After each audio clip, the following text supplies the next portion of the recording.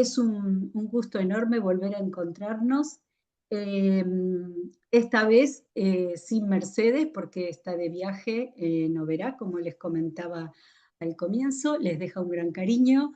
Y bueno, ya creo que para el mes que viene va a acompañarnos nuevamente. Pero bueno, aquí nos encontramos otra vez junto a la palabra para tratar de compartir y de profundizar a ver qué es lo que podemos aprender hoy. Entonces,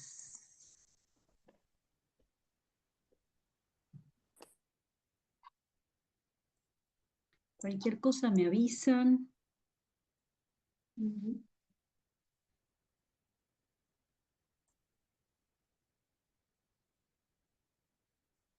Un segundito. Estamos. ¿Me escuchan bien ahí? Sí. Ok. Bueno, entonces nos encontramos para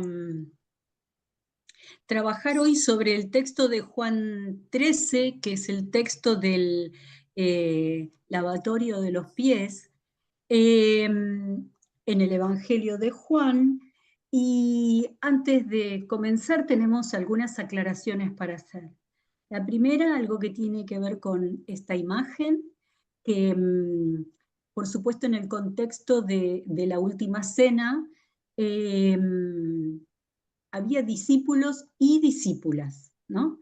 Entonces, esto sí tenerlo presente para poder continuar con esto que estamos viendo.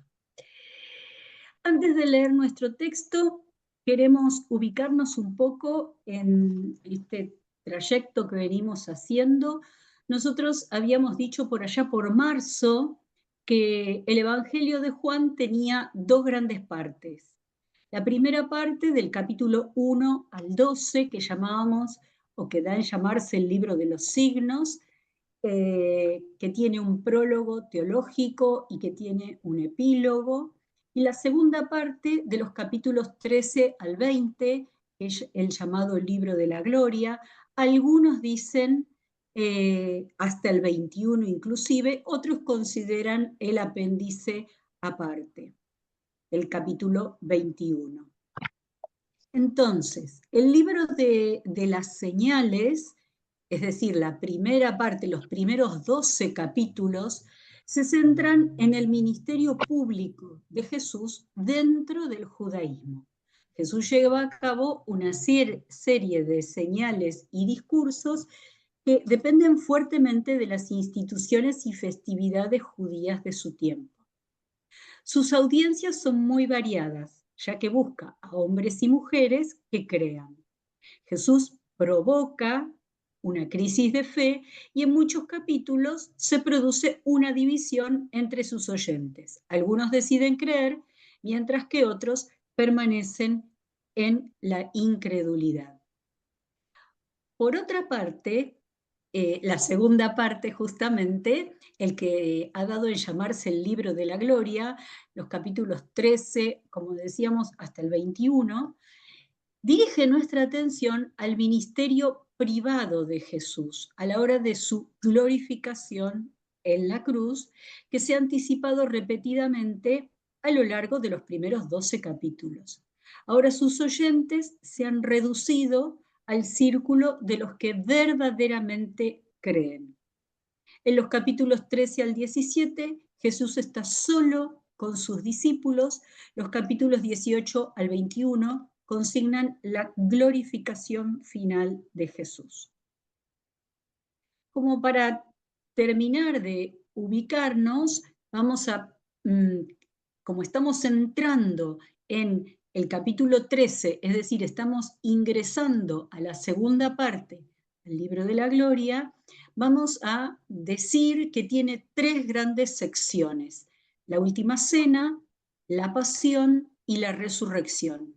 La última cena, en el capítulo que nos ocupa, 13 hasta el 17, porque hay largos discursos, la pasión en los capítulos 18 y 19, y el relato de la resurrección con las apariciones y demás en los capítulos 20 y 21.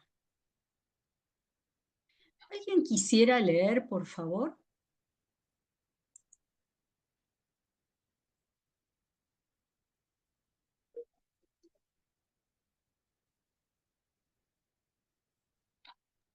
Chicos, Leo.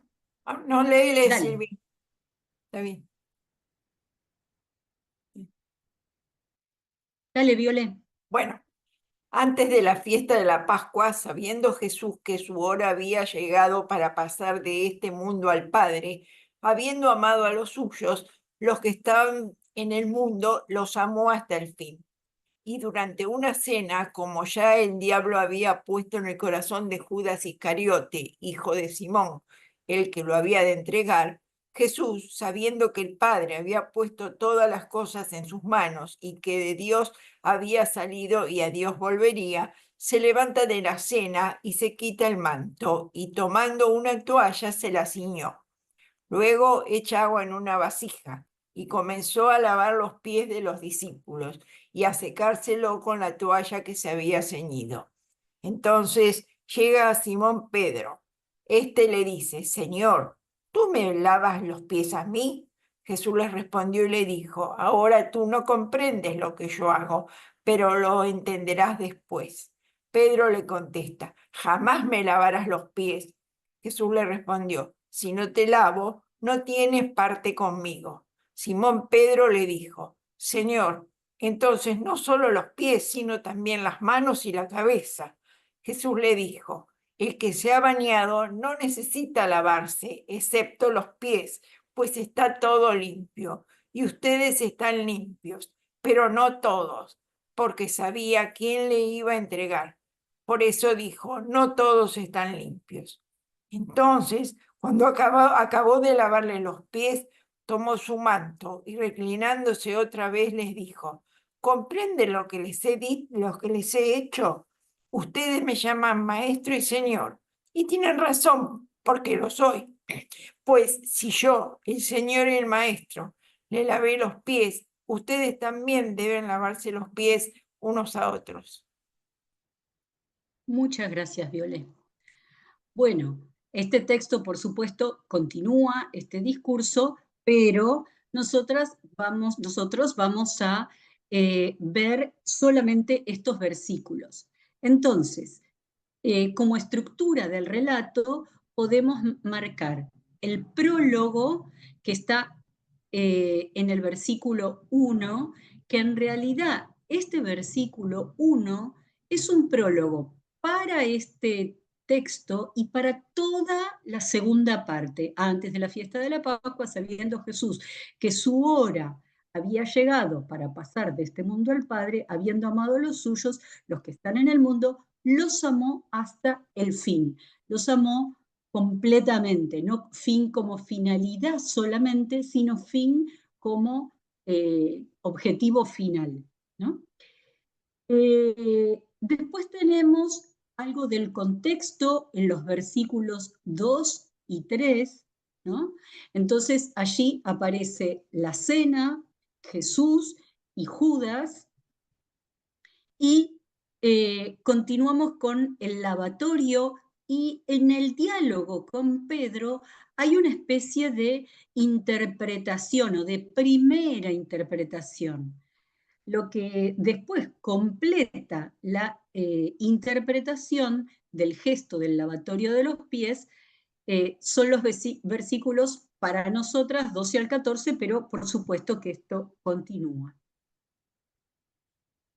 Entonces, vamos a mirar algo de la fiesta de la Pascua, algo de la cena, vamos a ver a Jesús, vamos a ver algo de Simón Pedro, vamos a ver algo del manto y vamos a ver algo de Señor y Maestro.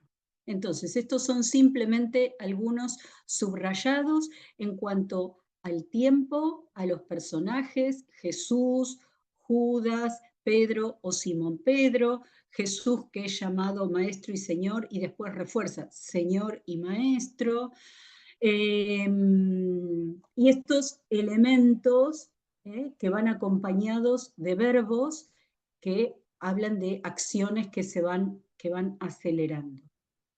Entonces, ¿cuál es el tiempo que nos indica que aparece en este relato? Antes de la fiesta de la Pascua. Esto es muy importante porque es una fiesta muy significativa para el pueblo judío, pero aquí decimos tiene un peso grande a nivel teológico porque es el telón de fondo para todos estos últimos capítulos. Está anticipada, si ustedes quieren leer, por favor, alguien que busque 11:55 y 12:1, así vemos que no está, ya está diciéndonos que este tiempo se avecina. ¿Quién quiere leer?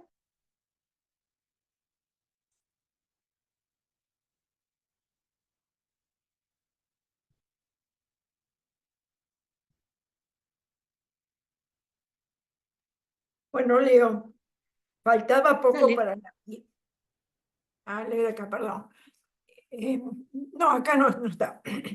Faltaba poco para la fiesta de la Pascua de los judíos y mucha gente de los pueblos se dirigía a Jerusalén a celebrar los ritos de purificación antes de la Pascua. Muchas gracias. ¿Y 12:1? 6 días antes de la Pascua, Jesús fue a Betania, donde vivía Lázaro y a quien él había resucitado. Entonces, como ustedes ven, nos vamos acercando, el contexto ya en la parte anterior viene avisándonos que va a ser la fiesta de la Pascua. Y comienza esta segunda parte, esta parte más solemne, con este versículo que nos habla de esta fiesta también muy solemne, que se celebraba el 14 de Nisan. Nisan es el primer mes del año, es primavera, para recordar la liberación del pueblo de Israel de la dominación de Egipto. Esto aparece en Éxodo, donde se dice que va a ser el primer mes. Y en esta fiesta entonces se inmolaba el cordero y se comían los panes sin levadura y todo el resto de los signos que ustedes seguramente recordarán. La palabra antes, el texto empieza en griego es pro, ¿no? O sea, hay algo que está antes y esto marca una diferencia con los sinópticos, porque la escena comienza antes de la cena pascual, de tal manera que Jesús va a ser inmolado al mismo tiempo que el Cordero.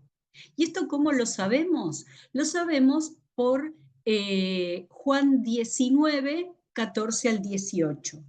¿Alguien que quiera leer, por favor?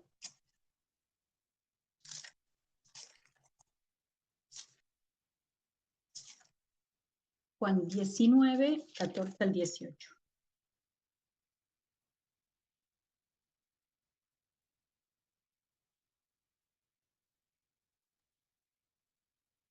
Bueno, nadie lee. En el día de Bueno, antes, era el día antes de la Pascua como al mediodía. Pilato dijo a los judíos, ahí tienen a su rey. Pero ellos gritaron, fuera, fuera, crucifícalo.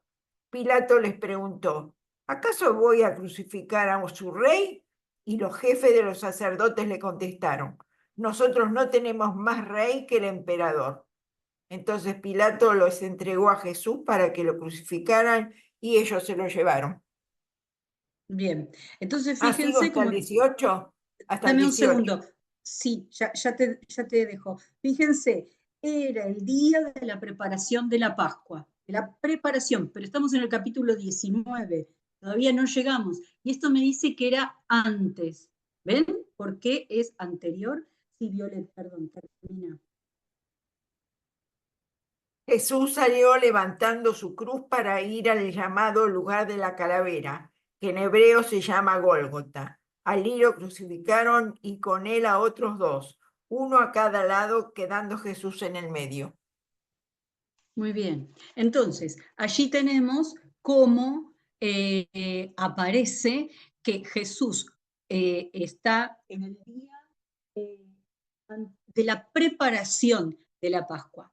Y esta es una diferencia grande que hay con los evangelios sinópticos, con Mateo, Marcos y Lucas, porque en estos evangelios dice el primer día de la fiesta de los panes sin levadura. La Pascua la ubica Mateo en el capítulo 26, versículos 17 y siguientes, si después quieren mirarlos, o Marcos 14 a partir del versículo 12, o Lucas 22 a partir del versículo 7 y siguientes. Entonces, ustedes allí van a ver que hay una diferencia significativa. Juan no habla de cena de Pascua porque sería el viernes, el día de la muerte de Jesús.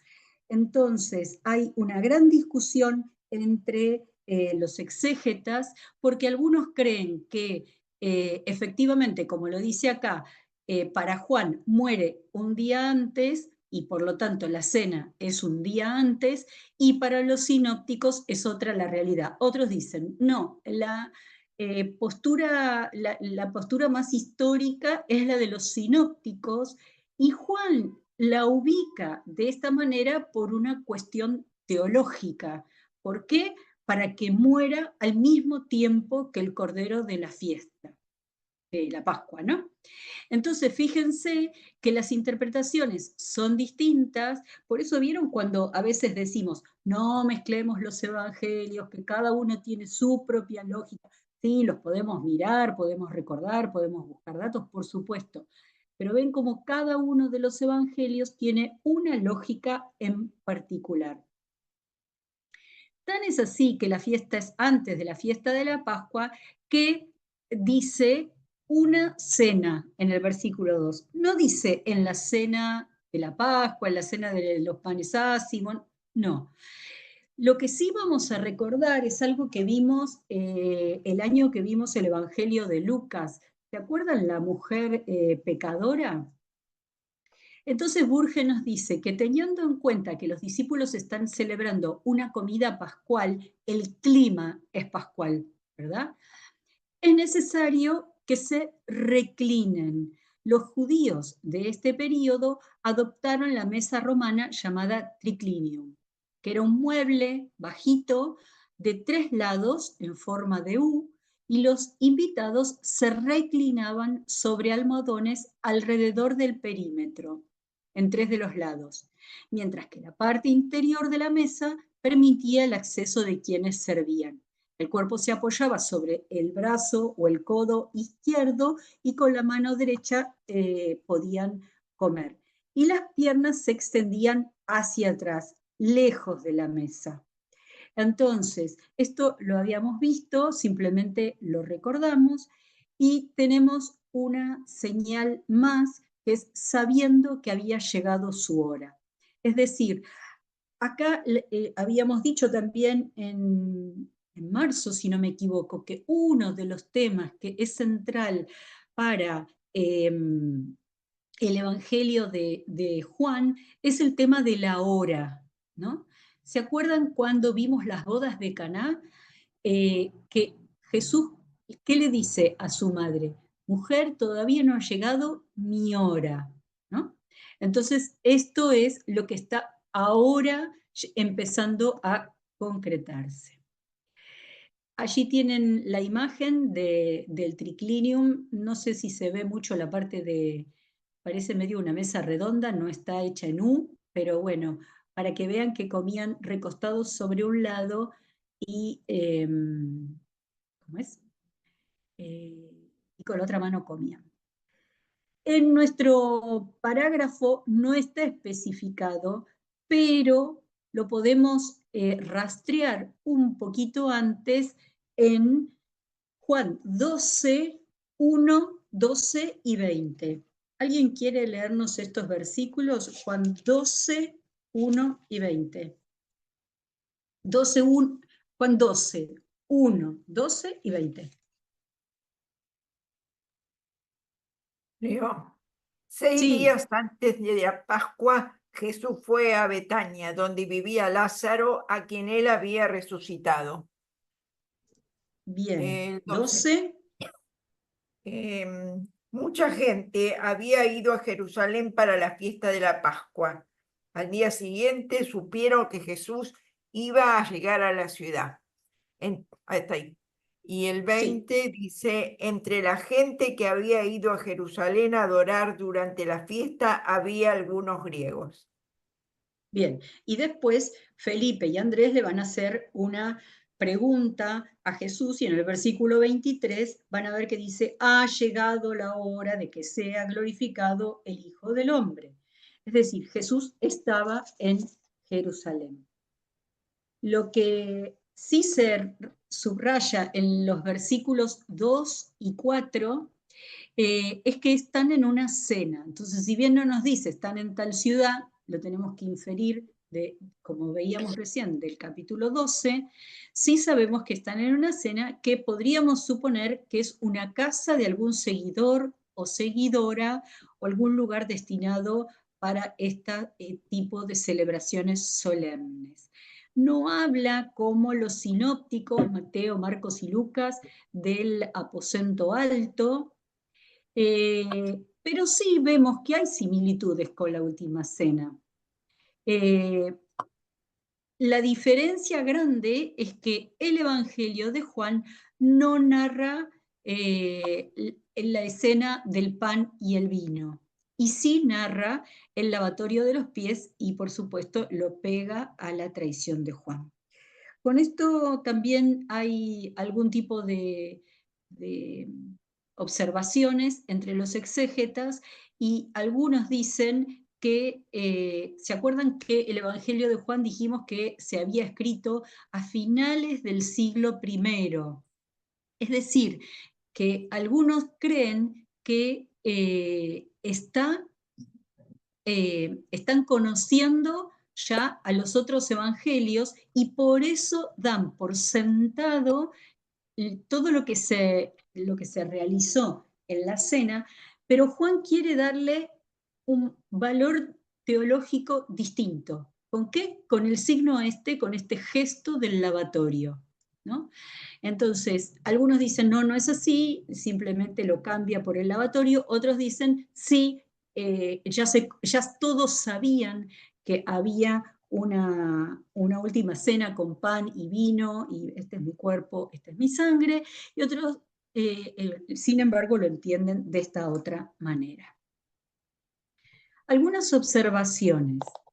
En el versículo 1 encontramos 2 veces la palabra amar. Si ustedes miran en sus Biblias, y acá lo significativo, nos dice León Dufour, es que luz y tinieblas aparece 32 veces en la primera parte y en la segunda no aparece. ¿Se acuerdan que tantas veces hablamos, o ustedes habrán leído el Evangelio donde esto se repite y acá en esta segunda parte desaparece? La palabra vida aparece unas 50 veces en la primera parte y solo 5 veces en la segunda parte. De tal manera que amar, que es raro en la primera parte, aparece 38 veces en esta segunda parte. Esto demuestra la preponderancia que va a tomar este tema de aquí en adelante. Otra cuestión que tenemos que aclarar un poquito, que quisiéramos detenernos un poquito, es en esto de el diablo que pone en el corazón de Judas. Diabolos es la palabra en griego y es muy interesante porque dia es a través de, es para un lado y para el otro, es como algo que atraviesa, que divide, ¿no? Y balo es arrojar. Entonces es algo que se arroja, algo que separa, algo que divide, por lo tanto se le da el sentido de acusar también y calumniar, de generar división. Eso es el diablo, alguien que genera división. Exactamente todo lo contrario de lo que proponía Jesús. el tema del manto, Jesús se saca el manto, y acá estuvimos consultando a un biblista argentino que es Ricardo Pietrantonio, y que nos habla de las vestimentas en la época de Jesús, y nos dice que tenían una camisa larga de algodón, como una túnica interior, como una ropa interior sería. Por eso algunos cuando están solo con esta ropa dicen que están desnudos, ¿no? En realidad no están desnudos, están con esta, allí en el dibujito es blanca. Se usaba junto al cuerpo, de unas telas así como livianitas, y era una vestimenta de entrecasa. Allí se colocaba un cinturón y se recogía alrededor del cuerpo para algunos trabajos. Podía llegar hasta la rodilla o hasta los tobillos. Y las telas podían ser de distintas calidades, teniendo en cuenta lo que el nivel socioeconómico de la persona que lo usaba, ¿no? Este himation es lo que llamamos el manto, o diríamos un palio, como si fuera un chaleco sin mangas. En algunos judíos más adinerados podía tener unas mangas amplias, y en general estaba hecho con pelo de cabro o de camello, y los más pobres empleaban tela de saco. El saco es la arpillera nuestra. Entonces, este himation seguramente es lo que sacó Jesús, lo que se sacó Jesús para lavar los pies de sus discípulos, que nosotros damos la traducción de manto. ¿Qué pasa con el lavatorio? Acá León Dufour dice que la acción de lavar los pies era corriente en el antiguo Oriente para honrar a un huésped que acababa de llegar por caminos polvorientos. Realizada antes del banquete, se la encomendaba de ordinario a un criado. Ejecutarla suponía una situación de inferioridad. La anomalía del gesto que realiza Jesús con sus discípulos se subraya literariamente por el contraste con el versículo que ha introducido este pasaje. El que emprende la acción de lavar los pies es el Hijo, a quien el Padre le ha entregado. Es decir, hay un contraste muy fuerte entre el versículo 2 y cuando empieza ya, y 3, y cuando ya empieza el lavado en el versículo 4. El Hijo le ha entregado todo, no, vuelvo de nuevo. El que emprende la acción de lavar los pies es el Hijo, a quien el Padre le ha entregado todo en sus manos, y que dirá: vosotros me llamáis Maestro y Señor, y decís bien, efectivamente lo soy. Por otra parte, la acción tiene lugar no antes del banquete, sino durante la cena. Y esta situación extraña sugiere ya al lector, como debió indicar también a los discípulos, una finalidad singular, un objetivo que hay que desentrañar. La acción se describe con mucho detalle, como decíamos hace un momentito. Jesús se levanta, se quita el manto, toma la toalla, se la ciñe, echa agua en una vasija, comienza a lavar los pies de los discípulos y finalmente los seca con la toalla. Es decir, que son 7 acciones que están una tras de la otra y que realmente le dan mucho dinamismo al relato, y al mismo tiempo hacen que la escena de este signo cobre mucha vida, ¿no? Tenemos en el Antiguo Testamento 2 tipos de lavatorios de pies. Sería el lavado tradicional y el lavado ceremonial. Para el lavatorio tradicional, esta práctica común se menciona en Génesis, y ustedes tienen allí, y en 2 Samuel. Esta costumbre fue conocida en los días de Cristo, como es evidente por su reprensión a Simón. Entré a tu casa y no me diste agua para mis pies. El versículo 44 del capítulo 7 de Lucas. La costumbre en aquel tiempo era que los siervos lavaran los pies a las visitas, En nuestra cultura ya no existe esa costumbre. A lo sumo podemos decir, ¿querés pasar al baño, lavarte las manos, refrescarte, si sabemos que hay alguien que viene de lejos? Y algunos estudiosos dicen que era una actividad tan como inferior que ni siquiera se le daba a los esclavos o a los siervos judíos, sino que se le encomendaba esta acción a otro tipo de siervos que fueran gentiles. Y el lavatorio ceremonial de los pies y de las manos se menciona en Éxodo 30 y 40. La primera cita tiene una lista de instrucciones específicas de Dios a Aarón y a sus hijos acerca de la ceremonia de purificación que tiene que ver con el lavatorio de las manos y los pies. La segunda se refiere a la observancia de este mandamiento. Entonces, tenemos a continuación de esta escena, o casi montada sobre los versículos anteriores, tenemos dos tipos de diálogos. Uno, un diálogo que tiene Jesús con Pedro y otro con los discípulos y discípulas. Entonces, si ustedes miran el texto, van a ver que hay en este diálogo hay mucha oposición entre el tú y yo. Tú me vas a lavar a mí, si yo no te lavo a ti, ¿no? Entonces, eso está muy marcado en los versículos 6, 7 y 8, pero se llega en el versículo 10 como una especie de síntesis o de inclusión, porque es mencionado el ustedes o el vosotros. Si no te lavo, no tienes parte conmigo. Tener parte conmigo se refiere a compartir un bien o una herencia, que puede ser de orden social o espiritual.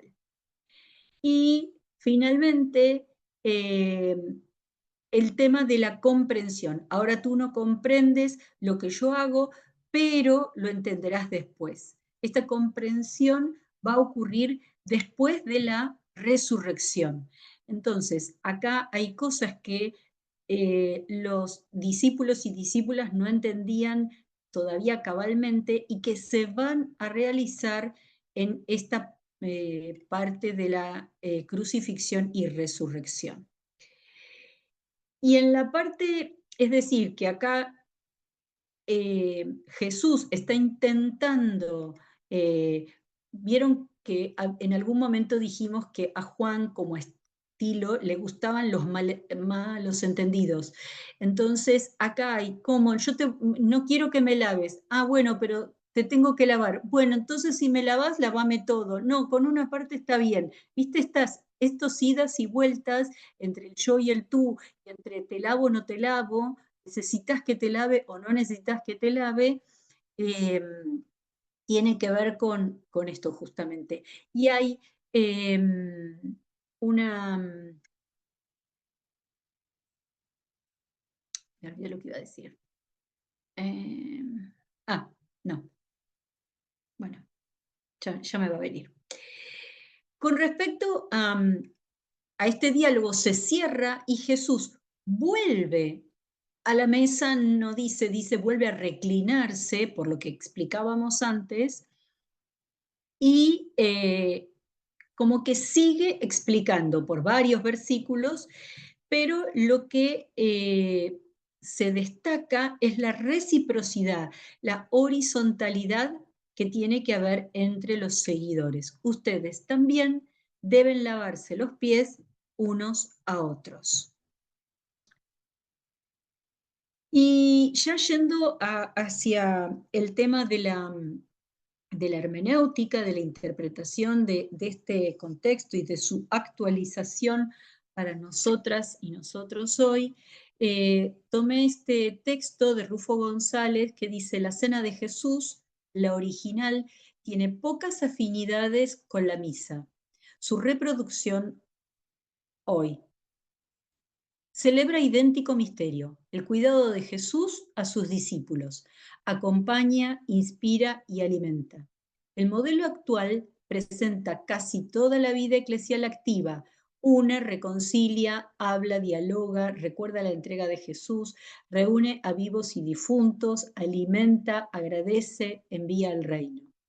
Pero sigue, como escribe Pepe Mayo, el excesivo ritualismo ataviado con ropajes, expresiones, ademanes, que más bien asemejan una representación teatral que al recuerdo de la Cena del Señor. De expresar servicio ha pasado a ser vicio. Aquí. Y de cena a escena, hace un juego de palabras para hacernos notar algunas cuestiones que nos pasan hoy. La ostentación es reflejo evidente de privilegio y poder, afán exhibicionista, bicornios mitrales, lujosos báculos, vistosas cruces pectorales, casullas multicolores.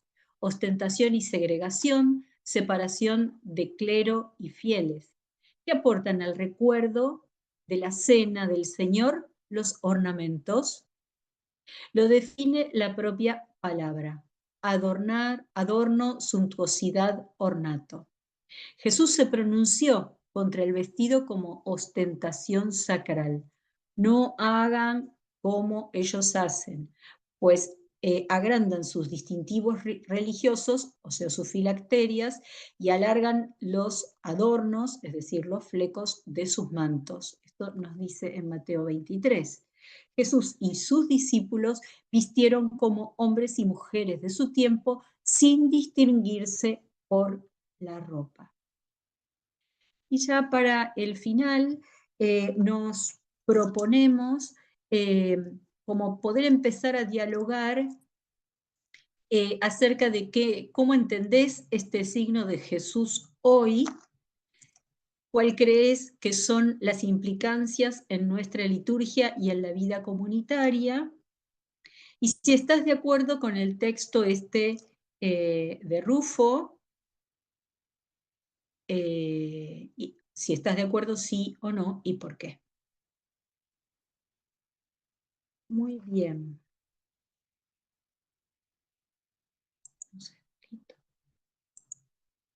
Aquí estamos.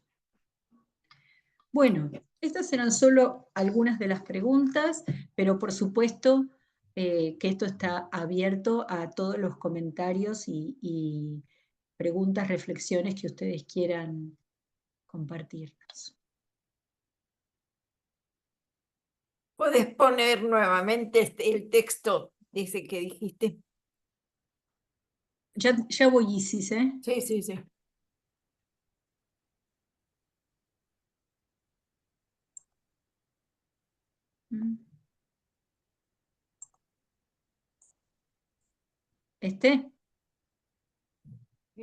Sí, sí. A ver, agrandar un poquito eso. Ya voy. Sí. ¿Algo pasó? A ver. ¿Ustedes ven mi pantalla? Ahora no. No, Sí, la por dejamos eso. al final de la presentación con diapositivas, es decir, que se había terminado. ¿Cómo? Digamos, pero decía final de la presentación.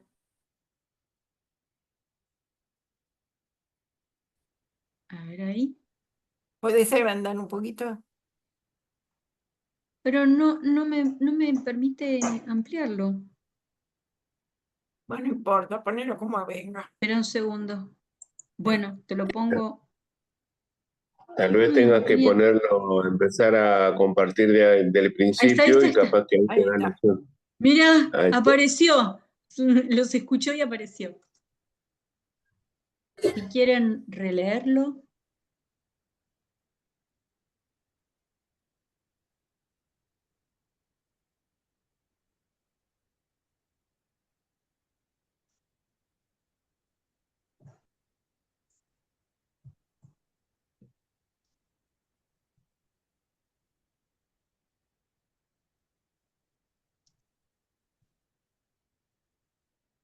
Esto nos recuerda también a los profetas, ¿no? Misericordia quiero y no sacrificios. Iría por ese lado, me parece.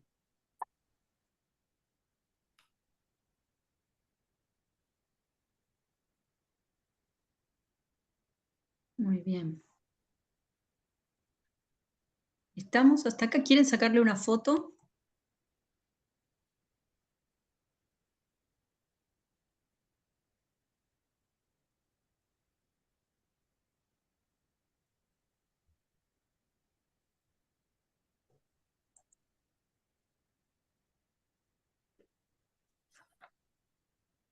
¿Estamos? ¿Hasta ahí? Bien. Y tenemos a continuación, también si quieren sacarle una foto, las preguntas, que como dije pueden ser estas o...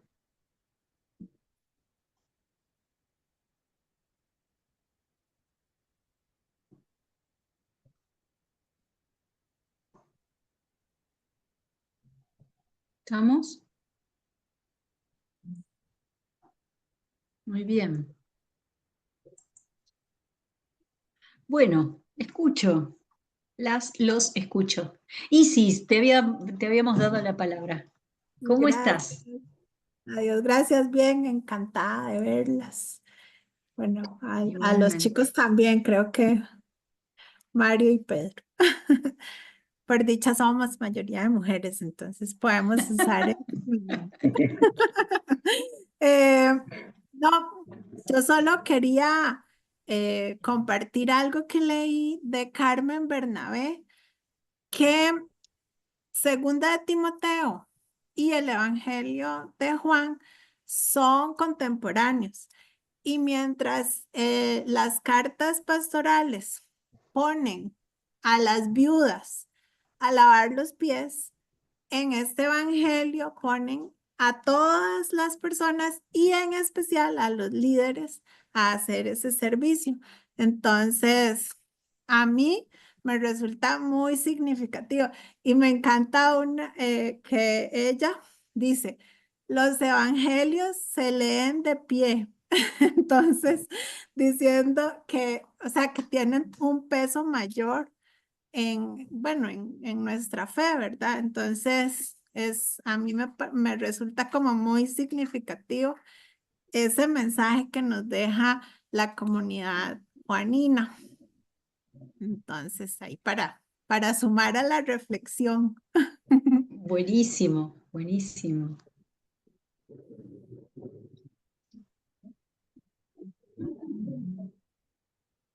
Mati, No, a mí me hizo acordar cuando María le lava los pies a Jesús y se los seca con su cabello, ¿no?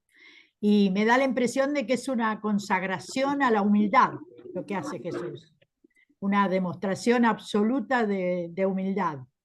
Recuerdo que alguien dijo en otro estudio bíblico que la primera fue una cena santa y a partir de la resurrección de Jesús pasó a ser Santa Cena. ah, Pero bueno, pienso como es que es muy importante reflexionar sobre este pasaje en nuestras vidas personales, ¿no? En relación con nuestro prójimo. bien.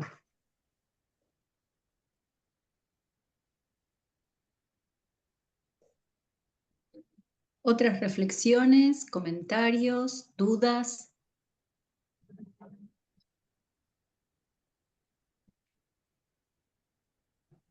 A mí me vienen varias cosas con respecto a la celebración y la cena.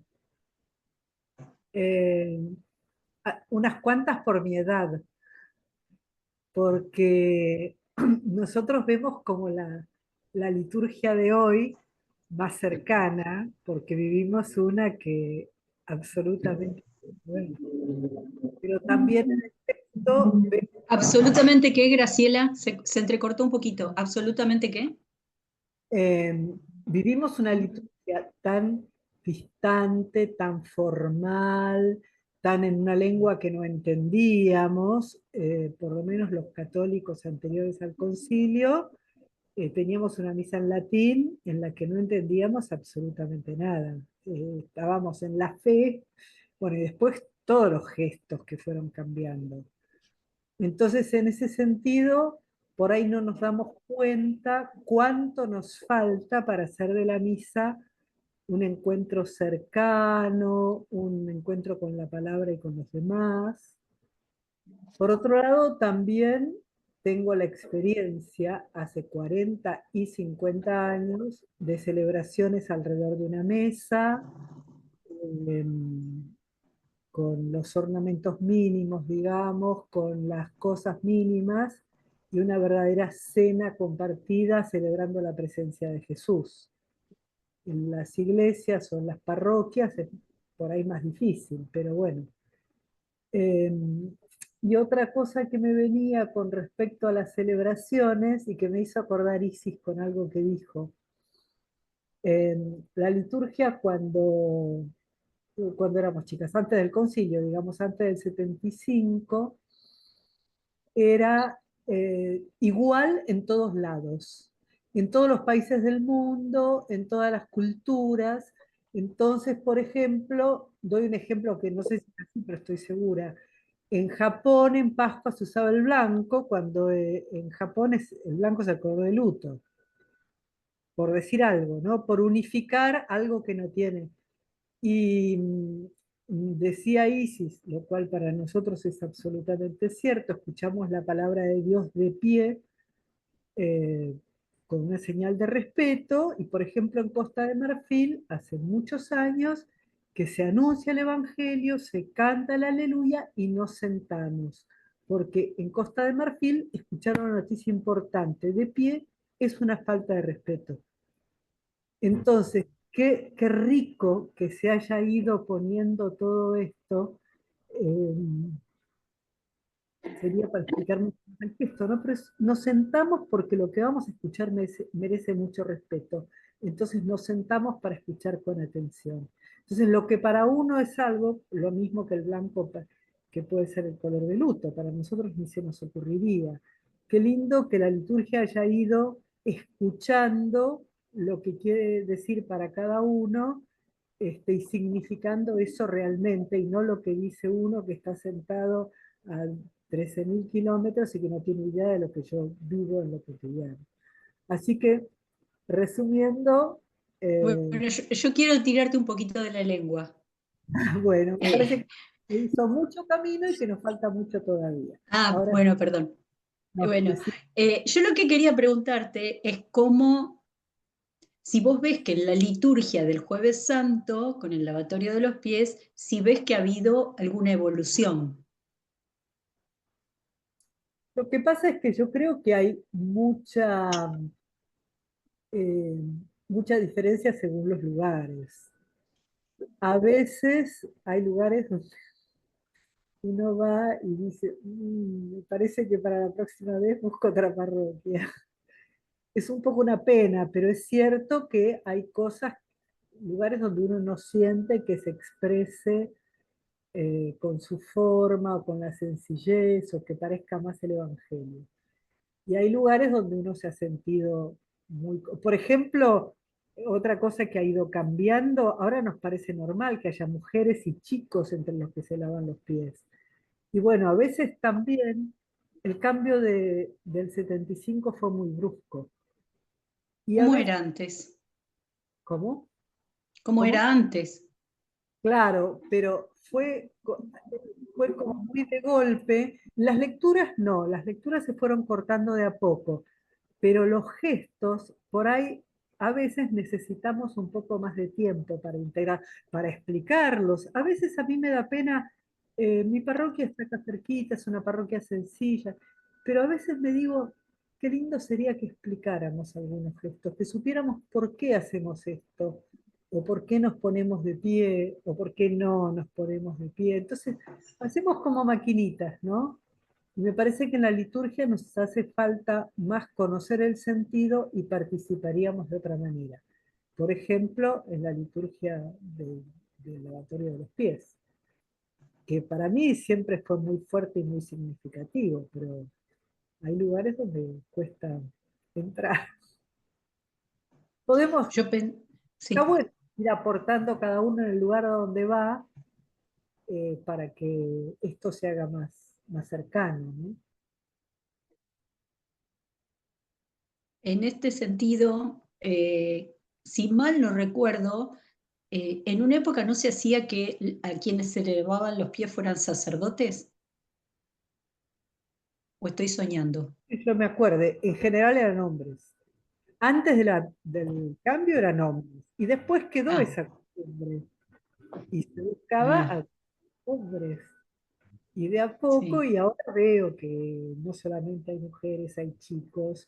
eh, a veces he visto en comunidades donde se hace a personas que tienen dificultades, a los más necesitados de la parroquia.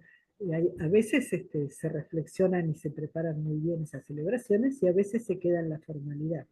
Y a veces ni siquiera se lee lo que dice el misal, que da posibilidades. Bien, buenísimo, Gra. A mí ¿Más me comentarios, parece, opiniones? Sí, Viole. a mí me parece que toda la liturgia está muy bien saberlas, como decía Graciela, porque se hacía o se hace, los que lo siguen haciendo. Pero lo importante es lo que se tiene en el corazón, en la mente, en el entendimiento.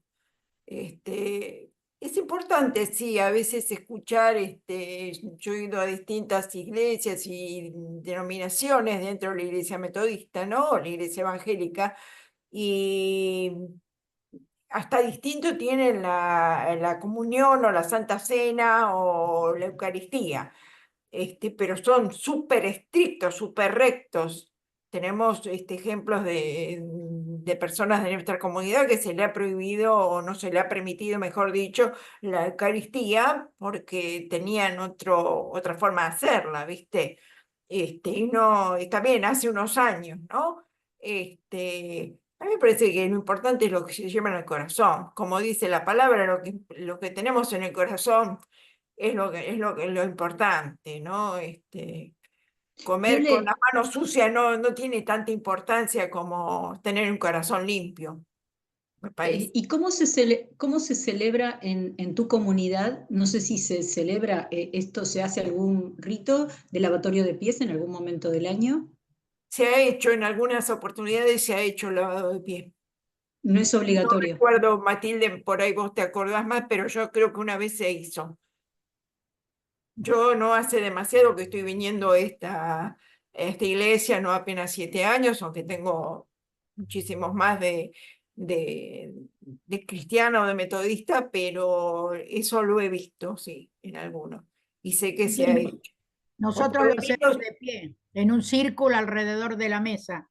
El claro, pastor nos dice que está abierta para todos. El Señor llama a todos. Cada uno la se hará mesa. Sí, responsable de con qué corazón y con qué mente va al encuentro de ese momento tan claro, significativo en nuestras vidas, ¿no? Pero es para todos la mesa.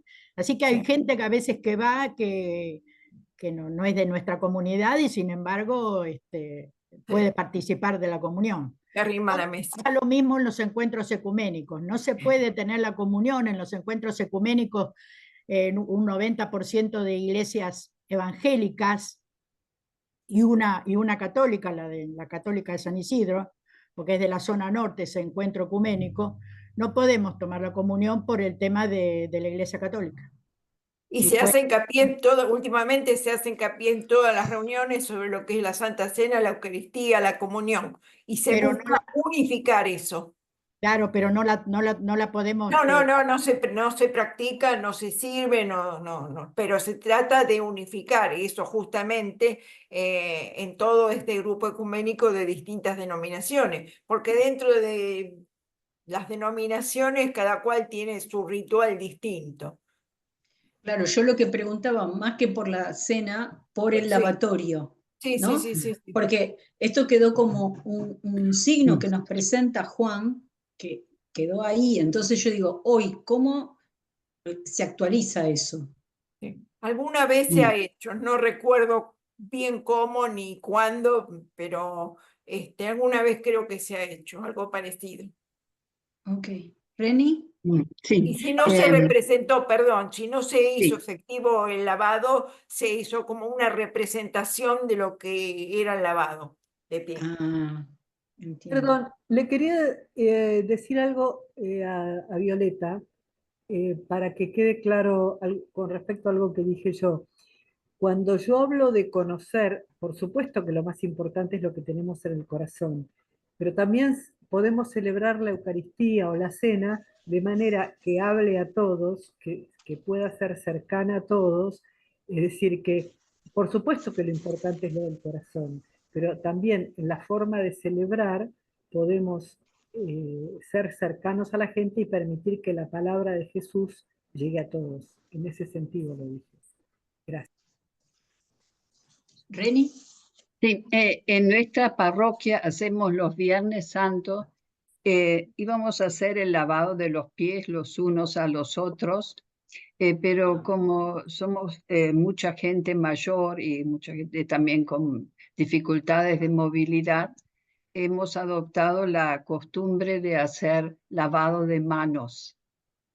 Ah, Entonces uno va adelante y otro también, y uno le lava al otro las manos, que es siempre un momento muy fuerte, Qué bueno, ¿no? qué Y bueno. para expresar un poco el servicio, porque esa centralidad del servicio que tuvo el lavado de los pies de Jesús, eso no está más tan fuerte en la Santa Cena, creo. Lo que yo considero que es muy lamentable, todas las tremendas peleas, conflictos que hubo por la interpretación de los elementos de la Santa Cena y que produjo tantas divisiones. Y hoy en día se trata de conciliar eso y decir que hacemos esto en memoria de, y que lo hacemos en comunidad. Y esos son como, creo, las partes más importantes, de que cada uno tenga el apoyo del otro y lo hacemos en memoria de Jesús.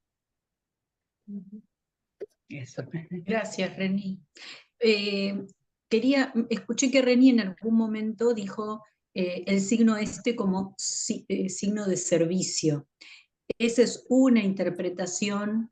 Hay otros que lo interpretan en la línea del bautismo, ¿no? Esto de estar purificados, de una vida nueva. Traté de no, digamos, cargar la tinta sobre un significado para abrirlo y que a partir de lo que hemos entendido, de lo que hemos celebrado nosotros en nuestras comunidades, nosotras a lo largo de estos años, cada uno le pueda dar el sentido que cree que tiene este texto, ¿no? Me parece que por ahí, como vos decís, no por nada tenemos un solo corazón. ¿Es cierto? Lo que importa es el corazón, cómo lo hacemos, que es el símbolo del amor, ¿no? El corazón. Tal cual. ¿Más comentarios, preguntas? Por ejemplo, con el tema del lavado de pies, yo hace 15 años que estoy en esta iglesia acá en Rafaela y una o dos veces se hizo realmente el lavado de pies. Y el tema de la Santa Cena, en algunas iglesias se hace todos los domingos. En otras se hace cada 15 días. Y en la más estricta, digamos, en las Hermanos Libres, se hace solamente para los miembros, igual que en la iglesia bautista. Y donde estoy yo ahora, pueden participar de la cena, digamos, o sea, se le da el pedacito de pan y la copita de vino, tanto a personas que van por primera vez, a los chicos, eso a veces lo vemos distinto, eso, no lo entendemos bien por qué tanta amplitud, o sea, que las personas nuevas, digamos, pueden estar escuchando y entendiendo la cena, pero a veces el compartir los símbolos es como que terminás el partido sin empezarlo, sin hacer entrenamiento. O sea, a veces no queda muy correcto, digamos, porque si no, entonces la gente viene y entiende, bueno, yo vengo la primera vez, o los chicos, y sí, mirá, participé de la cena, me dieron el pancito, y capaz que ni entienden, porque 5, 6 años, 7, y se lo dan igual. Entonces, esos a veces son las diferencias que hay por el tema de la Santa Cena. Podríamos decir que al ser para todos, es una forma de inclusión, ¿no? Y de aceptación por parte de la comunidad hacia la persona que viene por primera vez también. Podríamos entenderlo también como algo así. Es lo mismo que tu casa te toquen, venga alguien, no te digo alguien de la calle, pero alguien, un vecino que te viene a pedir algo y pasás, compartí conmigo un mate, por ejemplo. Algo, compartir. Buenísimo. Sí, tal vez porque estaba mal acostumbrado a que en las otras iglesias donde estuve era más estricto. Claro. O sea, era para, por ejemplo, las bautistas son para los miembros, y es ahí el que está a cargo de repartir los símbolos sabía quiénes eran los miembros y quiénes no. En el tema de hermanos libres también, por ejemplo, si alguno fue disciplinado, una de las formas de disciplinarlo era que no se le permitía compartir la cena del Señor. ¿En serio?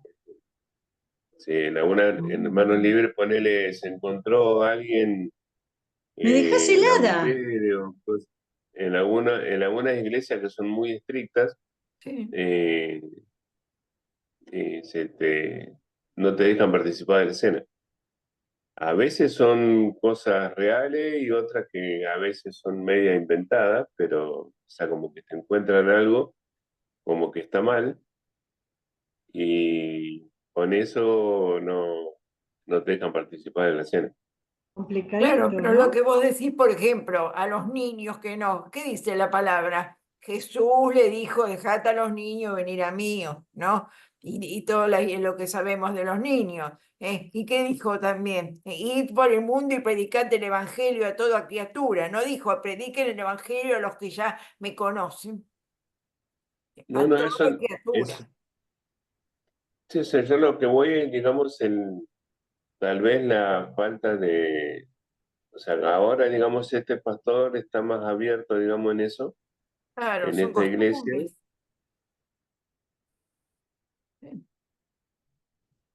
Parece que les Sí. Por ejemplo, pero eso de la disciplina que vos, Carolina, te llamaba la atención, eh, en la Hermanos Libres más que nada, se hace así. O sea, por ejemplo, y también las comunicaciones de los hermanos en la iglesia, se hacía la Santa Cena y después se hacía la reunión general, digamos. Y en la Santa Cena se le decía a la membresía que fulanito hizo está en disciplina porque hizo tal cosa. Qué fuerte. Esas son Y además, sí, algunos detalles de las hermanas libres. lo personal se convierte en público. Un segundito, ya te tomo, Graciela. Isis estaba antes, sí. Muchas gracias, Caro.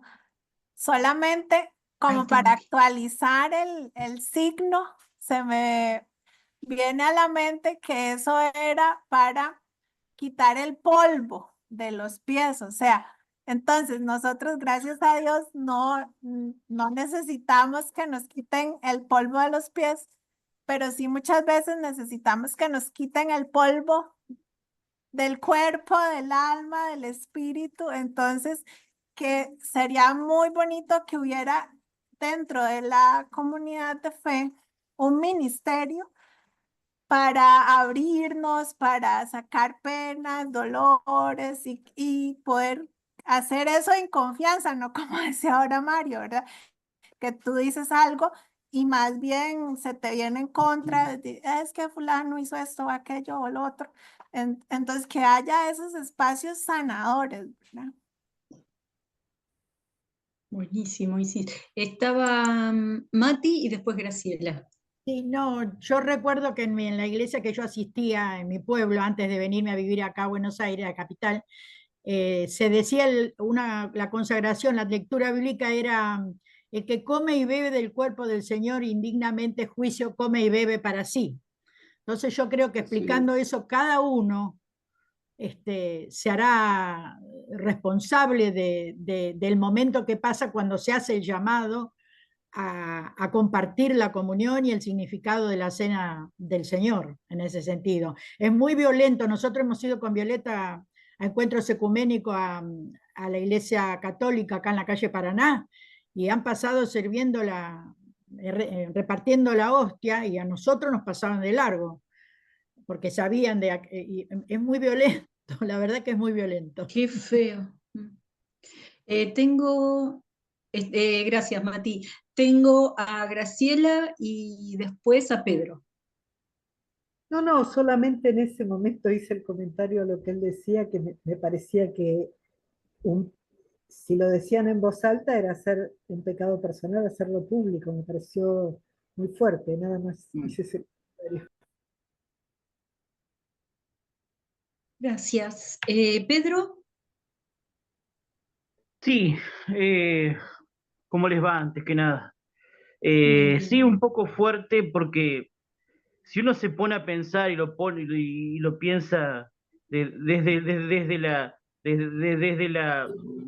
la letra fina y fría de la teología, para cada postura en relación a la distribución de las especies de las eucarísticas o de la cena del Señor, hay argumentos, ya sean las escrituras o sean la historia de la iglesia. Por ahí esto que comenta el hermano respecto a esta congregación de los hermanos libres, un poco emula la praxis de las primeras comunidades cristianas, que en las cuestiones disciplinarias eran muy estrictas también. Cuando un hermano caía en ciertos pecados, bueno, el proceso de reconciliación por ahí se podía hacer un poco largo, hasta que eso con el tiempo fue cambiando. Pero sin embargo, lo que tiene que ser signo de unión entre los hermanos, de apertura al prójimo, termina siendo más signo de contradicción y de división, y es una de las razones por las cuales por ahí todavía no se llega a una unión plena por ahí, o una cercanía más profunda entre hermanos, instituciones cristianas de distintas denominaciones o distintas eh, tradiciones. Yo recordaba que, por ejemplo, el contexto del Concilio Vaticano II y la conferencia de Medellín en los años 60, hubo una muy hermosa experiencia que se realizó por una sola vez de intercomunión entre hermanos de distintas denominaciones cristianas. Lo organizó la Iglesia Católica, pero no se autorizó a hacer eso nunca más. Y cada tanto surge algún que otro proyecto de intercomunión.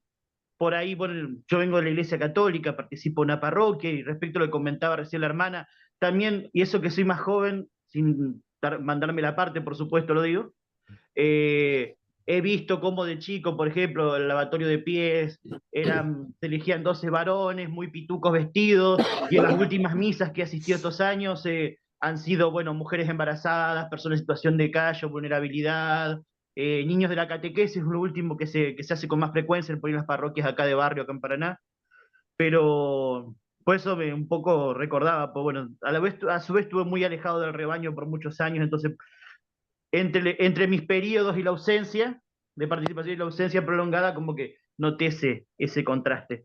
Pero no sé, a veces me deja esta cuestión también un sinsabor. También veo el Oriente Cristiano, por ejemplo, que en las iglesias ortodoxas, por ejemplo, hubo un mayor acercamiento, por lo menos a nivel oficial o a nivel del patriarcado de Constantinopla y Roma, de mayor acercamiento, y bueno, y al reconocer la Iglesia Católica que las iglesias de Oriente tienen sucesión apostólica y sacramentos celebrados válidamente, en casos particulares un católico puede asistir a una iglesia ortodoxa, por ejemplo, y participar de la Eucaristía, y lo mismo viceversa. Pero, por ejemplo, en algunos ambientes del Oriente Cristiano, si ya te detectan que no sos de su cristiano ortodoxo, ya no te dan la comunión, te pasan de largo. Pero sin embargo, es interesante que, por ejemplo, que por aquellos lados nunca tuvieron, por ejemplo, el conflicto teológico y litúrgico respecto a la distribución de la Eucaristía en una especie o en ambas, siempre se distribuyó entre ambas, y por ejemplo lo que tienen, dado que, bueno, consideran que el pan de vida tiene que ser alimento del cuerpo y del alma y que la fe es un don gratuito de Dios, también dan, digamos, la comunión a niños muy pequeños, cosa que por ahí, bueno, por ejemplo, la Iglesia Católica no se requiere llegar a una cierta edad, haber pasado por la catequesis y demás. Es un asunto que por ahí me genera cierta contradicción interna y un cierto sinsabor. Y sobre todo, bueno, que los encuentros ecuménicos no se autoriza aunque sea excepcionalmente o por alguna cuestión o por alguna circunstancia en particular, porque bueno, cada denominación y cada tradición tiene muy buenos argumentos para, para, para tomar posición al respecto, pero ¿por qué por lo menos aunque sea una vez al año no se puede organizar una ocasión en la que todos los cristianos, más allá de la tradición a la que pertenezcamos, podamos, bueno, reunirnos y participar y comer del mismo pan, tomar de la misma copa? Pero bueno, aquí quizás no. Hablé hoy un poco de un lugar un poco más desde el corazón que lo que suelo hacer, pero bueno, gracias. Gracias, Pedro. A mí también me queda un poco de sabor amargo, como vos decís, sobre todo con estas cosas que cuentan, ¿no? Pero volviendo a nuestro texto, porque no sé por qué esto se desvió para el lado de la Eucaristía, que corresponde porque era última cena, pero no nos metimos en el concepto de Juan, del lavatorio, que no hay narración de pan y vino, está el lavatorio. A mí me quedaba esto de, nosotros creemos que Jesús es verdadero Dios y verdadero hombre, ¿no? Y si Él hace este gesto de servicio, a mí me parece que nos invita a esto mismo, ¿no? Pero sobre todo hay como una invitación no solo al servicio, sino también a la horizontalidad. Si quieren una postura más democrática o como lo quieran llamar, ¿no? Más horizontal, digo yo. A mí esto me hace pensar que todo lo que ustedes vienen refiriendo y que todos sabemos y hemos sufrido en mayor o menor medida, tiene que ver con poderes. Hay alguien que tiene un poder para decir, vos no comulgás, ¿no? Vos no podés estar en comunión con este o con aquel. Y me parece que este texto nos llama justamente a lo contrario, ¿no? El que se suponía que tenía más autoridad se abaja a lo más humilde de todo, ¿no? Entonces me cuestionaba también por el hecho de nuestras estructuras eclesiales, que yo sé que no pasa en todas las iglesias, pero que en muchas está esta cuestión jerárquica y de poder tan marcada que nos aleja de esta humildad de Jesús, ¿no? Bueno, eso.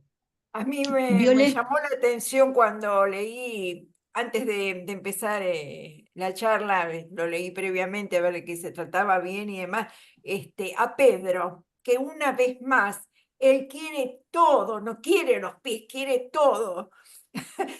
Marca nuevamente el poder que un poco quería Pedro, ¿no es cierto? Como vos dijiste, que marca el poder de quien... Me parece, eso una vez más me movió el ver al pobre Pedro que dio al final su vida, pero que no obstante no podía dejar de sacarlo afuera y mostrar que él quería, ¿no? Realmente me llamó la atención eso. Digo, otra vez Pedro, casi en la volteada, ¿no? No por nada, pero simplemente quería decir, y sería bueno que aceptáramos los cristianos las distintas formas de servicio y de comunión, de Eucaristía, aceptar lo mismo el pan y el vino, la hostia, el pancito solo, el vino solo. Nosotros dentro de la Iglesia Metodista hemos participado de una Santa Cena en la cual decía, bueno, tenemos 3 formas de hacerlo: el pan solo, el pan y el vino, o mojar el pan en el vino. Y nadie presentó objeción a eso. Cada cual tomó la Santa Cena como mejor le parecía. Así que eso es importante, que haya unificación, unidad de pensamiento, no de hecho, cómo comemos el pan, me parece, humildemente. Gracias, Viole. Tenemos a Silvia y después a Vero. Bueno, yo solo compartir, acá en Córdoba participé de la de una celebración en la Iglesia Ortodoxa griega, y todos nos pusimos en la cola porque tenemos una hermana en la comunidad que participa también de la Iglesia Ortodoxa griega, y fue una experiencia muy linda, y todos comulgamos. En ese caso era mojar el pan en el vino, y no hubo ninguna objeción. Y en general las experiencias de las que participé de experiencias ecuménicas, me parece que son de una riqueza tan grande que cuando nos ponemos límites, nos perdemos esa riqueza. Hice un curso, digamos, compartiendo con gente de Latinoamérica, y fue muy hermoso. Y también pensando en algo que leíste, Caro, de lo que es la liturgia, yo creo que nos falta mucha sencillez. Creo que esto que decías, que pasamos de la cena a una escena, creo que sí, que además de lo que dice Graciela, de tener que explicar cada gesto, el sentido, que me parece, por ejemplo, en mi parroquia se hace bastante, me parece que además tenemos que simplificar mucho. Yo cuando veo, por eso, digamos, hablo desde mi iglesia, cuando veo las celebraciones en el Vaticano me da una cosita. Me parece que todavía hay que simplificar mucho, mucho bueno, para seguir a Jesús realmente. Por lo menos en la forma, porque por ahí en el contenido vamos y hacemos muchas cosas, pero ahí en la forma me parece que tenemos una deuda grande. Bueno, eso, gracias. Gracias, Silvia. Vero. Hola, gente querida. Bueno, yo les cuento que si hay algo que a mí digamos, me impuse como un desafío cuando ya comencé a ejercer como pastora, digamos, fue justamente el cómo resignificar todo el tema de la Eucaristía. Digo, la entrada que yo hago antes de la celebración es distinta.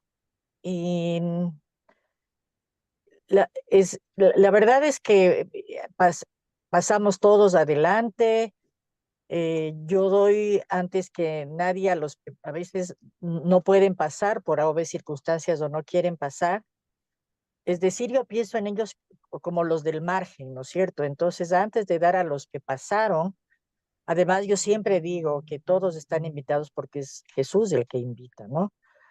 Entonces, para mí apuntalar eso es muy importante. Y como sabemos, Jesús no hacía excepción de personas. Entonces, cuando va alguien nuevo, lo que sea, y no quiere, como que se siente medio tímido, yo la primera persona que me acerco es a esa persona, o incluso a las personas que por obvias circunstancias en la iglesia a veces hay gente mayorcita. A los primeros que yo me acerco cuando doy la Eucaristía es a ellos, ¿no?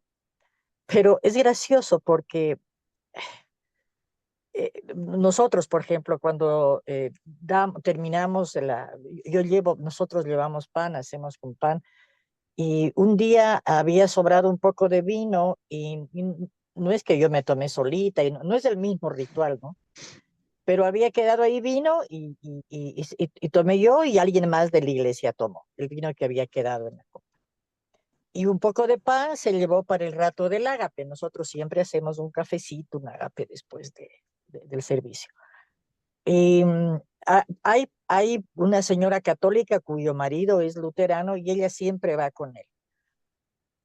Me quedó viendo como raro, ¿no? Cuando compartíamos el vino.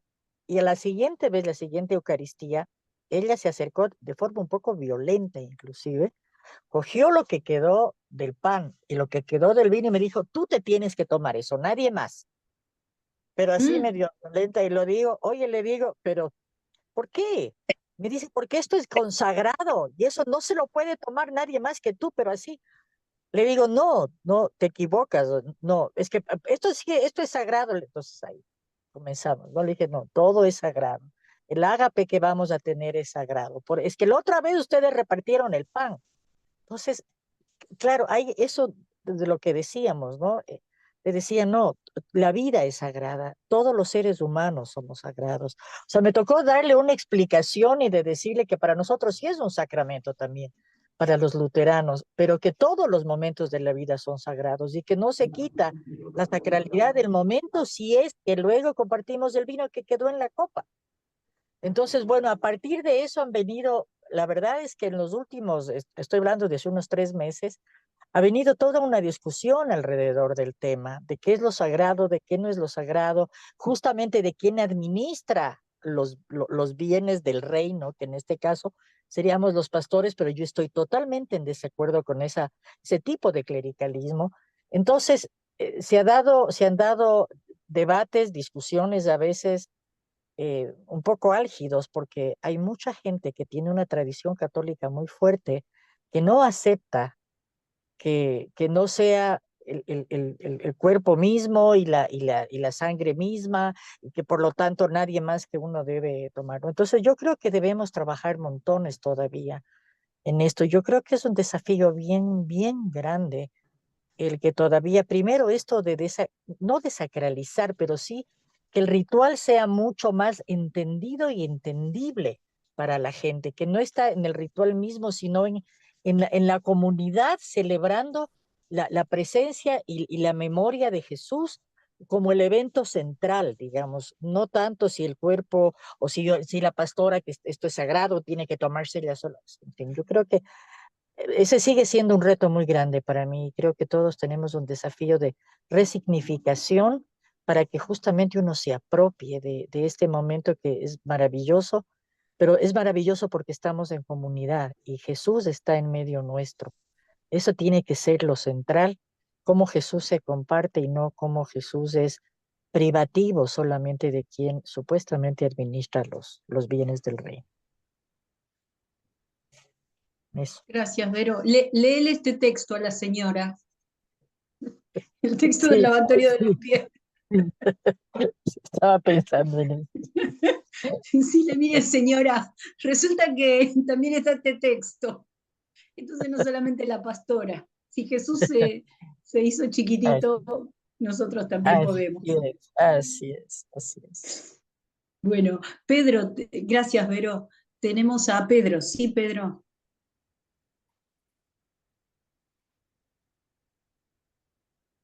Está muteado. Sí, estás muteado, Pedro. Ah, sí, entonces, bueno, estabas hablando solo como los locos, entonces, con mi gata, quizá que está acá al lado mío.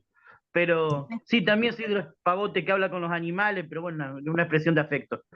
Pero por ahí en la tradición católica en la que estoy formado, si bien bueno, una época de mi vida en la que participé en una iglesia pentecostal también, por ahí tienden a equivocarse las cosas, a confundirse los tantos, porque claro, como disciplina se pide que la Iglesia Católica uno no tenga pecados mortales en la conciencia. Tomando este texto de la primera carta del apóstol Pablo a los Corintios, que bueno, dice, quien come indignamente este pan, come su propia condenación. Cosa que en sí mismo no estoy tan en desacuerdo, porque el pecado justamente lastima la comunión con Dios y la comunión con los otros. Pero a veces se tiende a pensar que con la Eucaristía como el premio de los perfectos. ¿Y dónde queda la gratuidad del don de Dios? ¿Dónde queda la misericordia? ¿Dónde queda el reconocimiento de nuestra propia pequeñez y dónde queda la experiencia del amor misericordioso de Dios que se hace tan chiquito y hasta como queda tan bellamente expresado en esta perícopa que le lava los pies, Jesús le lava los pies a los discípulos. Y hay una frase muy hermosa del Papa Francisco que dice: la Eucaristía no es el premio de los fuertes, sino el alimento de los débiles. Al contrario, uno justamente se acerca a la misericordia y al perdón bueno, y come del pan eucarístico y bebe del vino, justamente. Bueno, por ahí, yo a veces hay alguna parroquia en la que el sacerdote también reparte el vino. Que hoy en día ya tranquilamente, bueno, la Iglesia Católica se puede repartir en ambas especies. A veces no es práctico porque hay mucha concurrencia y repartir el vino para todos, a efectos prácticos de logísticos, se vuelve un poco complicado. Pero justamente, y necesita uno de alimentarse del pan de la palabra y la Eucaristía, porque al contrario, uno es débil y uno es frágil, y sin el auxilio de la gracia, poco podemos avanzar en este caminar con Jesús, no podemos con nuestras propias fuerzas.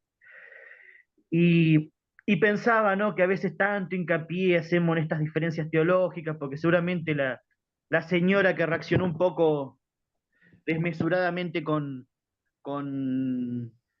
el culto que preside Verónica, tiene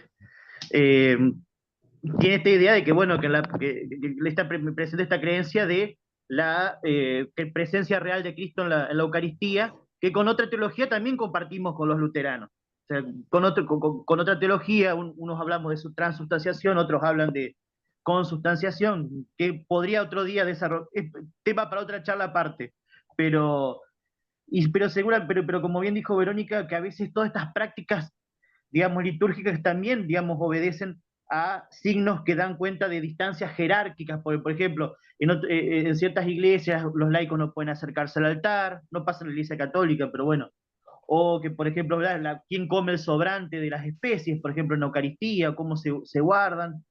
Bueno, nosotros, bueno, la Iglesia Católica se guarda, digamos, el vino que queda lo toma el sacerdote y los diáconos, si corresponde, y las hostias que quedan se guardan en el sagrario, que después se pueden distribuir a los enfermos, o sea, la reserva del viático, digamos, para todas estas cuestiones, ¿no? Para una próxima misa. Pero a veces pienso que perdemos mucho el tiempo en pensar en estos finos detalles y qué poco eucarísticos somos en nuestras vidas, qué pocos dados somos a abrirnos al prójimo, qué pocos dados somos a bajarnos para lavar los pies, para sostener al otro o está teniendo dificultades, qué rápido somos para juzgar, para poner etiquetas, para embarrarnos en cuestiones que nos dividen. Y una muy bonita experiencia de la que participé, estuve organizando un taller de formación teológica que organicé con una amiga y otro muchacho que es catequista, de formación para agentes pastorales, que organizamos en 2019 en una parroquia de acá del barrio donde yo vivo, que no es la que yo asisto habitualmente, pero está también acá cerca de casa. Y bueno, y una de mis inquietudes es justamente darle una impronta ecuménica e invitar a alguien a dar una charla que no fuera católico, y además tenía en mente una persona muy idónea, un amigo mío que es historiador, que publicó en Evangélico Digital, el autor de los textos que compartí en el grupo de WhatsApp hace unos meses sobre la participación de las mujeres en el cristianismo primitivo, que comentaste vos, que comentó Mercedes. Bueno, que es un gran historiador, doctor en ciencia social, una persona con muchísima formación académica, y bueno, y tuvimos la linda experiencia de que uno de los últimos encuentros del taller, él hablara un poco del origen del cristianismo, el contexto judío de la época del Segundo Templo, lo que pasaba en el mundo mediterráneo en esa época, y dio una charla que todos quedaron boquiabiertos y dijeron, bueno, y encima súper pedagógica además, y que los mismos católicos asistentes le dijeron: Diego, ¿cuándo volvés? ¿Te queremos de vuelta? Acá, con otra charla. Y sin embargo, bueno, por ahí una reflexión que surgió, que a veces, bueno, pensamos demasiado en términos de ortodoxia, o nos peleamos con la ortodoxia desde las heterodoxias, pero qué poco ortoprácticos que somos. Y pensamos que, bueno, en ese texto de los Hechos de los Apóstoles, que lo que distinguía a los primeros cristianos justamente era el partir el pan. Pero quizás, bueno, más allá de todas estas cuestiones que cada uno piensa de cómo se debe celebrar la Cena del Señor, nosotros mismos en nuestra vida tenemos que estar dispuestos a partir el pan y a ofrecernos eucarísticamente a nosotros mismos. Y en las obras de misericordia, quizás, bueno, en esto de compartir el pan, en la especie de la palabra, y en abrirnos el corazón unos a otros, creo que yo creo que en eso se tiene que traducir la dimensión eucarística de la vida cristiana, si no todo lo demás, bueno, echarla vacía, y el hecho de que cada tanto, con la frecuencia que sea, nos juntemos alrededor de un altar y celebremos la Eucaristía y tomemos del pan y el vino pierde totalmente el contenido. Y por ahí, bueno, buscar una unidad que sea más desde el amor, desde la misericordia a los cristianos, y desde el vivir como cristianos, más que entramparnos en las doctrinas, porque si vamos por ahí, siempre va a faltar 5 para el pez. Entonces, bueno, es como Efectivamente. algo que surgió de esa experiencia. Gracias, Pedro. Bueno, si no hay más comentarios, si les parece, como hacemos habitualmente, cerramos con una oración. ¿Alguien quisiera sintetizar el sentir del resto?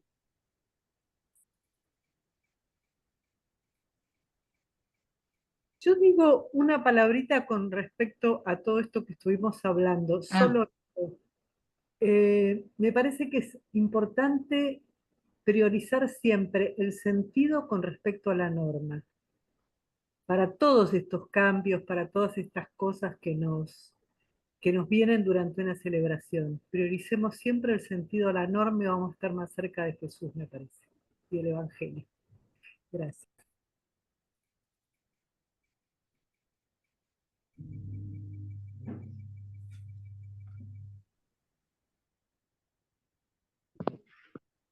Verónica tiene la mano levantada.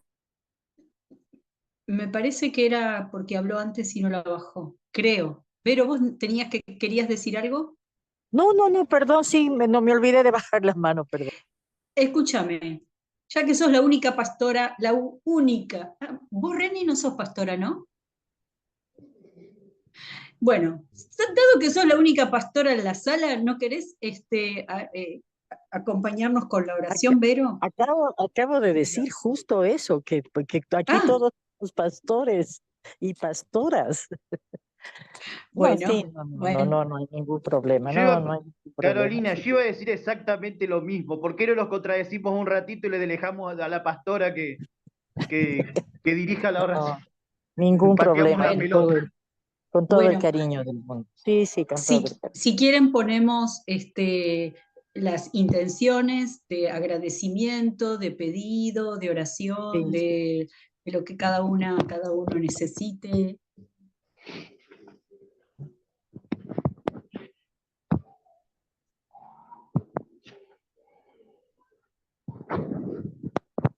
Yo creo que es momento de orar mucho por la paz en este mundo tan convulsionado, que el Señor nos traiga su paz.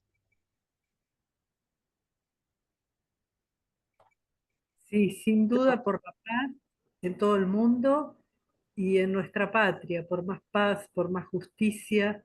Hoy hay mucha gente que va caminando a Luján pidiendo por la unidad. Y me parece que quisiera que esa intención, la paz, la patria y todos los que van a Luján con ese sentido, ponerlos delante de Dios también en el encuentro. Bueno, yo quiero también orar por Ecuador y creo que por la patria grande mismo, ¿no? Nosotros estamos en estado de excepción, tenemos un gobierno de ultraderecha también, hay mucha pobreza, mucha hambre, desempleo, inseguridad, somos uno de los países más inseguros del mundo en este instante, entonces es muy complicado. Y también quiero agradecer obviamente por Gustavo Drió, por Lili, porque la verdad es que estamos todavía con Gustavo entre nosotros y creo que vamos a tener a Gustavo por mucho tiempo. La fuerza de Lili, esa compañera maravillosa, que es nuestra amiga también, nuestra compañera, y que agradecer por eso y pedir mucho por nuestra patria y recordar que el 7 de octubre, el lunes, es un año de lo que comenzó el genocidio en Gaza, ¿no? Y y ahora lírico también, así que, bueno, acá hemos organizado una vigilia interreligiosa, lo que asistirá hermanos palestinos, hermanos judíos, inclusive, no sionistas, por supuesto. Recordar también a esos pueblos que están siendo tan acribillados, el genocidio de ellos.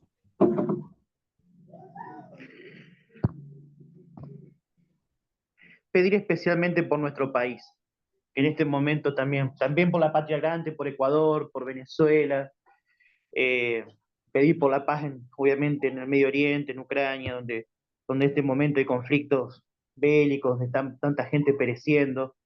Como bien dijo Verónica, bueno, un año de masacres ininterrumpidas. Y por nuestro país, porque, bueno, estamos en un momento donde se está retrocediendo en materia de derechos, el ajuste está recayendo sobre los sectores más vulnerables, de la mano de un gobierno que subió también con gente que se decía o cristiana o que se estaba acercando a las escrituras o al judaísmo y etcétera. Y bueno, y está tomando medidas que van en dirección tan opuesta a lo que el Señor nos propone, justamente poniendo la carga sobre los hombros más flacos, más débiles. Y bueno, y pedir también por mi familia, por la salud de mi mamá, por una amiga mía y su familia, ella perdió a su hermano también, ponerlo en oración, y dar gracias también por las formas diversas maneras con las que el Señor nos muestra que está con nosotros, darle gracias por la vida, por este hermoso encuentro, por cada uno de ustedes, por todas las personas con las que nos encontramos y que nos brindan su afecto, su ayuda en distintos momentos. Así que bueno, eso un poquito. Quiero pedir también por Santiago y por la hija de Violeta, que cumple años hoy.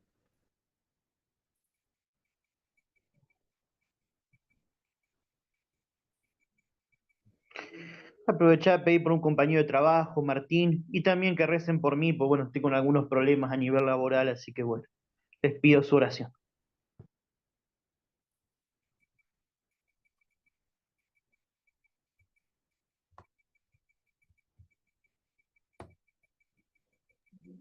¿Estamos? Sí. Nos ponemos delante de ti, Padre de la vida, en un mismo espíritu, en tu espíritu. Te buscamos con amor, te buscamos con fe. La fe es ese hilo que nos une a nosotros, a nosotras, contigo, de ida y vuelta, en ese amor infinito de ida y vuelta que nos acompaña, que nos da paz en medio de la tormenta, que nos susurra al oído tu voluntad y que nos hace amar, hacer tu voluntad y querer escuchar tu voluntad. Y que permite también que nosotros te expresemos la nuestra. Y que a veces, o que generalmente es contracorriente, va con la contracorriente de este mundo que lamentablemente no hemos podido sostener, mantener, como tú nos has pedido que seamos buenos mayordomos. Hemos puesto pedidos, te hemos dado las gracias por varias de las cosas que hemos recibido, pero también hay mucha angustia en nuestros pueblos, en el mundo, injusticias, y hemos puesto nombre a nombre, y le hemos puesto nombre también a ese dolor que tenemos, el dolor de los pueblos, que clamamos por justicia. Hemos hablado de cuál es la mejor forma de hacer comunidad cercana a ti, cuando hacemos memoria del lavado de los pies, de ese momento de común unión contigo en el momento de la Eucaristía, que debería extenderse y debe extenderse mucho más allá del momento de compartir el pan y el vino en una iglesia, en las cuatro paredes de una iglesia. Que seamos, Padre amado, esos hijos, hijas tuyos, amigos, compañeros tuyos de camino, Jesús, que podamos hablar de ti y compartirte a ti en todas aquellas zonas donde más te necesitan, en los corazones que están sedientos de conocerte, de poder, Señor, danos que nuestra palabra tenga poder de compartir perdón, reconciliación en donde más se necesita. Que nuestra palabra sea ternura y que tú sonrías y nos sonrías cuando ves que se salvan los obstáculos y cuando acudimos a ti. Que nuestro encuentro contigo sea eterno, Padre, en tu espíritu.